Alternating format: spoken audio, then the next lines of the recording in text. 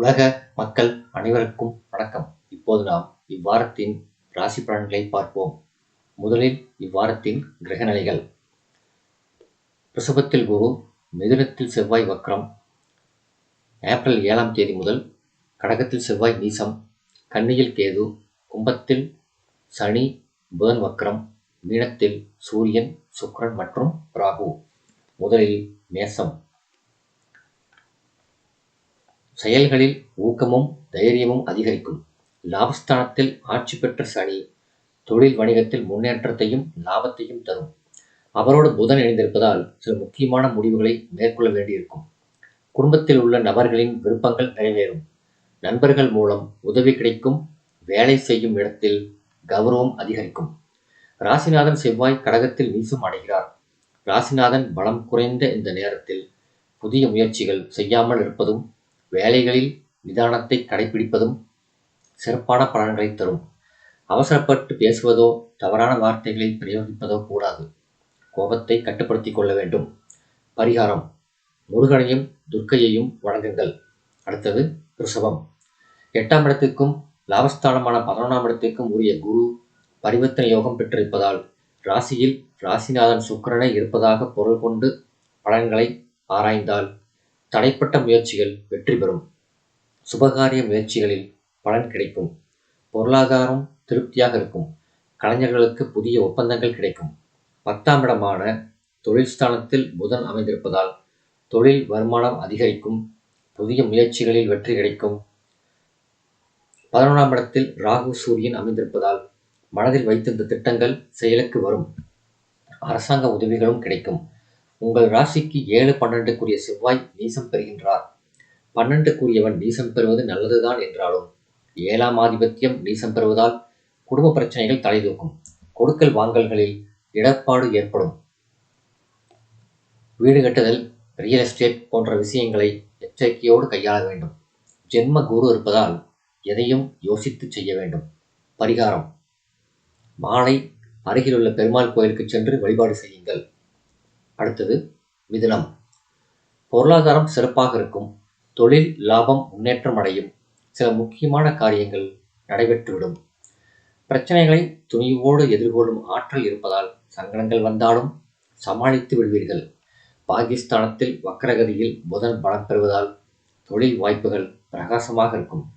தந்தை வழி கருத்து வேறுபாடுகள் மறையும். சகோதர உறவுகள் பலமடையும். பொது வாழ்வில் உள்ளவர்களுக்கு புதிய பொறுப்புகள் தேடி வரும். செவ்வாய் குடும்பஸ்தானத்தில் நீசம் பெறுகின்றார். 6ஆம் இடத்திற்கு அவரே அதிபதியாகி நீசம் பெறுவதால் கடன் சுமை குறையும். எதிரிகளால் ஏற்படும் பயம் விலகும்.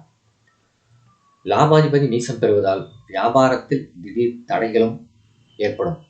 நினைத்த ஒப்பந்தங்கள் தாமதமாகும். பங்குதாரர்களால் சில பிரச்சனைகளை எதிர்கொள்ள நேரும். 4ஆம் இடத்தில் கேதுவும் 12ஆம் இடத்தில் குருவும் இருப்பதால் மருத்துவ செலவுகள் அதிகரிக்கும். வாகனங்களை பழுதுபார்க்க அல்லது மாற்ற நேரும். பரிகாரம்: செவ்வாய்க்கிழமை விநாயகர் கோயிலுக்கு சென்று வழிபடுதல். அடுத்தது கடகம். 11ஆம் இடத்தில் குரு அமர்ந்திருக்கிறார். இந்த அமைப்பினால் மன உறுதியும் செயல்களில் ஆக்கமும் ஊக்கமும் பிறக்கும். சரியான திசையில் எண்ணங்களை செலுத்தி வெற்றி பெறுவீர்கள். பொருளாதார உயர்வு உண்டு. குடும்ப தேவைகள் பூர்த்தியாகும். குடும்ப உறுப்பினர்கள் எதிர்பார்த்த பொருள்களை வாங்கி தருவீர்கள்.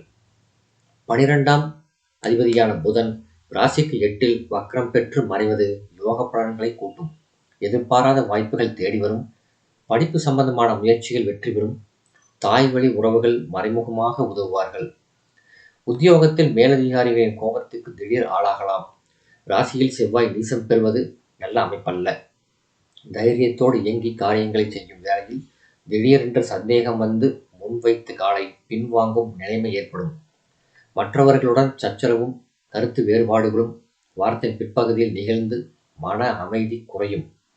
வாய்ப்புண்டு என்பதால் மற்றவர்கள் விஷயத்தில் தலையிட வேண்டாம். 5/4/2025 முதல் 8/4/2025 வரை ராசிக்குள் சந்திரன் நுழைகிறார். பரிகாரம்: மாற்றுத்திறனாளிகளுக்கு உங்களால் இயன்ற உதவிகளை செய்ய வேண்டும். அடுத்தது சிம்மம். கன குடும்பாதிபதி புதன் சனியோடு இணைந்து 7ஆம் இடத்தில் அமர்ந்து ராசியை பார்ப்பது ராசிநாதனின் வலிமை இழப்பை ஓரளவுக்கு சரி செய்யும். மனக்கஷ்டத்தை குறைக்கும். நண்பர்களின் உதவியை அதிகரிக்கும். தொழிலுக்காக கேட்ட உதவிகள் கிடைக்கும். 10ஆம் இடத்தில் குரு அமர்ந்து ஸ்தானபலம் கெட்டாலும் அவருடைய பார்வையால் குடும்ப விருத்திக்கு வழிபிறக்கும். சுபகாரிய முயற்சிகள் தடைகளை மீறி பலன் கொடுக்கும்.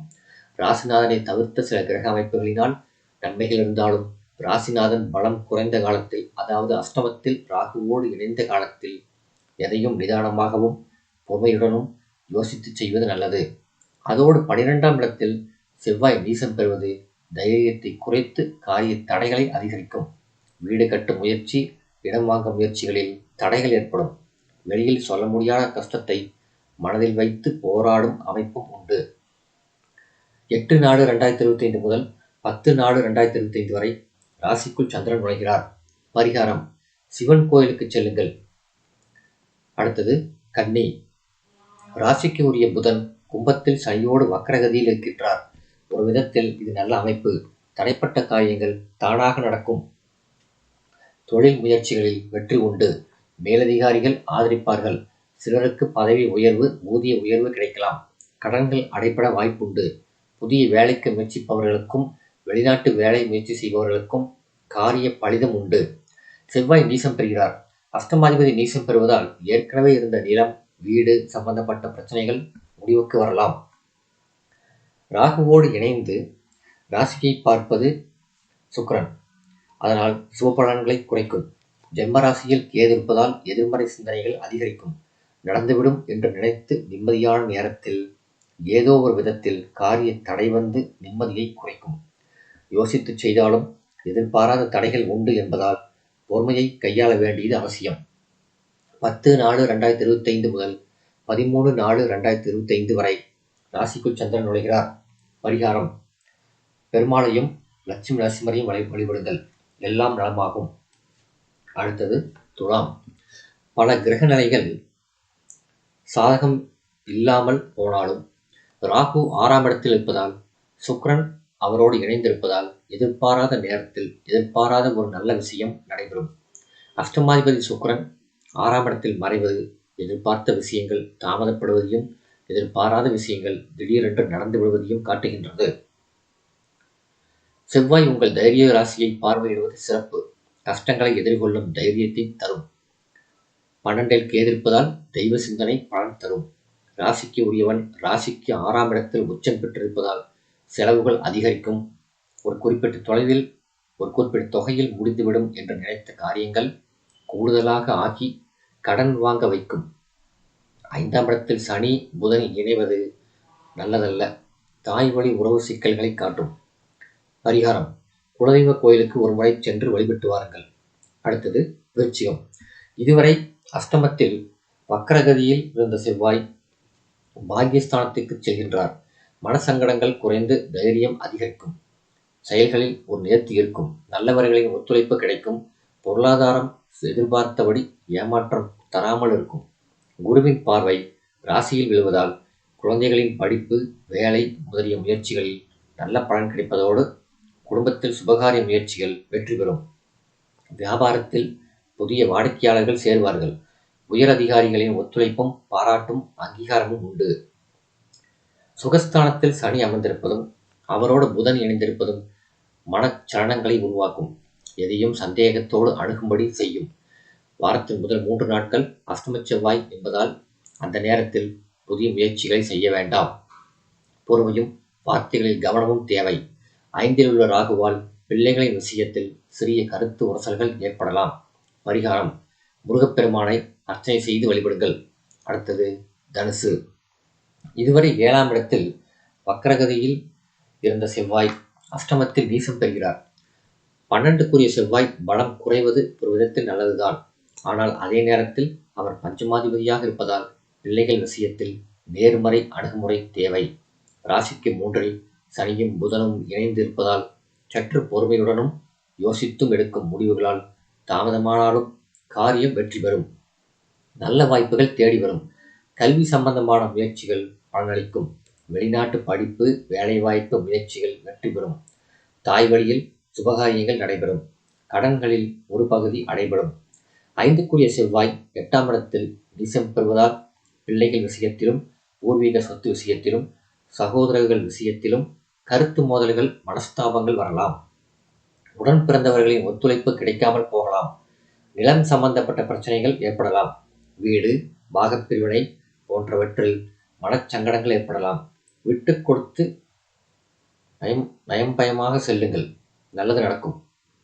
சந்திராஷ்டமம் 5/4/2025 இரவு 11:13 மணி முதல் 8/4/2025 காலை 7:41 மணி வரை சந்திராஷ்டமம் உண்டு. சந்திராஷ்டம தினத்தில் பேச்சில் கவனமாக இருக்க வேண்டும்.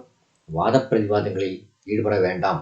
பரிகாரம்: வாயில்லா ஜீவன்களுக்கு உணவு வழங்குங்கள். அடுத்தது மகரம்.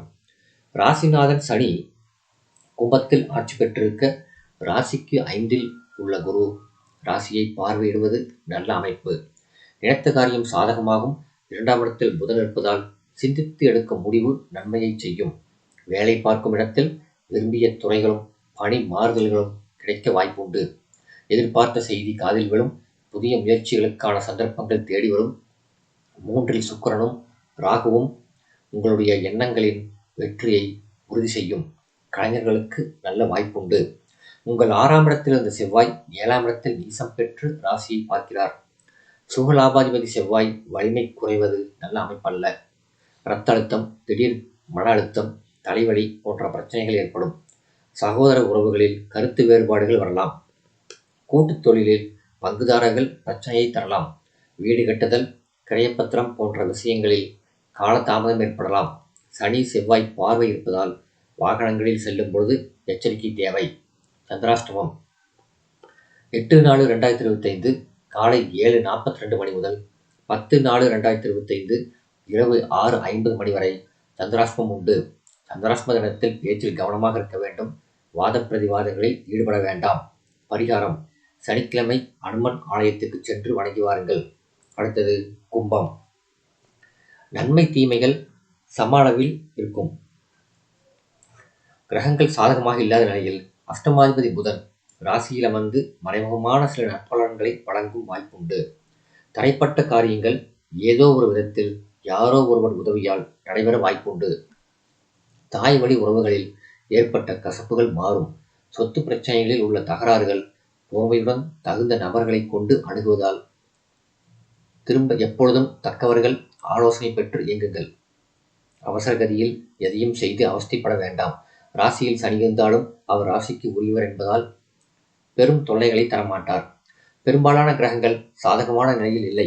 குடும்பஸ்தானம், சுகஸ்தானம் முதலிய இடங்கள் வலுவிழந்து தீய பலன் தரும் கிரகங்களின் கட்டுப்பாட்டில் இருப்பதால் முன் யோசனையுடன் செய்வது ஒன்றே இப்போதைக்கு பலன் தரும். தசாபுக்திகள் மோசமாக இருப்பவர்கள் தினமும் காலையில் விளக்கு ஏற்றி தெய்வ பலனை நாடுங்கள்.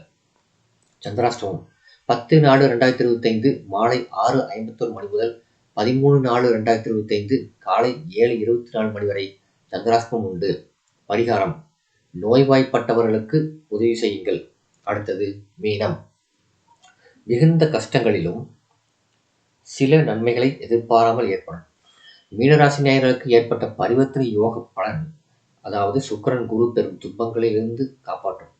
பரிவர்த்தனை யோகத்தால் ராசியில் குரு இருக்கின்ற பலன் கிடைக்கும். அவர் ரிஷபத்திலிருந்து 7ஆம் இடமான கன்னியை பார்ப்பதாலும் 9ஆம் இடமான பாகிஸ்தானத்தை பார்ப்பதாலும் பார்வை பலனும் வேலை செய்யும். வருகின்ற கஷ்டங்கள் தீர்ந்துவிடும். ஆடை ஆபரண சேர்க்கை உண்டு. தொழில் வளம் சீரான முன்னேற்றத்துடன் இருக்கும். தெய்வ தரிசனம் உண்டு. புதன் உங்களுக்கு சாதகமாக இருப்பதால் பத்திரிகை, தகவல் தொழில்நுட்ப துறையில் உள்ளவர்களுக்கு நல்ல வாய்ப்புகள் கிடைக்கும். தற்போது ராசிக்கு நாளில் வக்ரமாக இருக்கும் செவ்வாய் கடகத்தில் நீசமாகிறார். குடும்பஸ்தானத்திற்கும் பாகிஸ்தானத்திற்கும் உரிய செவ்வாய் வலிமை குறைவது நல்ல அமைப்பு அல்ல. வருமானத்தை விட செலவு அதிகரிக்கும். சகோதர உறவுகளில் கவனம் தேவை. பரிகாரம்: துர்க்கையம்மனுக்கு விளக்கு ஏற்றி வழிபடுங்கள். உங்களது துன்பங்கள் குறையும். இந்த வீடியோ உங்களுக்கு பிடிச்சிருந்தா லைக் பண்ணுங்க, ஷேர் பண்ணுங்க, சப்ஸ்கிரைப் பண்ணுங்க. நன்றி.